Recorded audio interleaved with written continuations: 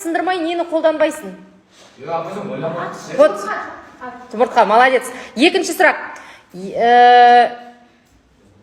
Нені пісірмей жеуге болады? Қандай тамақты пісірмей жейсің? Тағамды. Примерно, я?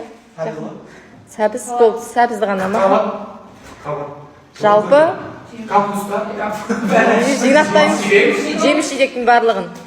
Ең алғаш президенттің суреті қай жерде ілініп тұр?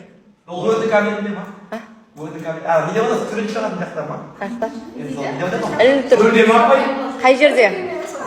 Қай жерде? Анау, Астанадағы недеміз? Тұңғыш президенттің портреті. Жоқ, портрет дейін. Портреті қайда ілініп тұр? Оласын ғой, жоғырда кейін. Мен апайымда суретшінің несі бар ма? Қойыңызшы. Тұңғыш президенттің суреті қайда ілініп тұр? Білмейді, я? Білмейміз.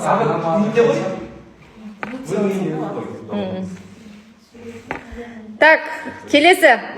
Кеттік па, білмейміз ба? Қабырғада ілініп тұр.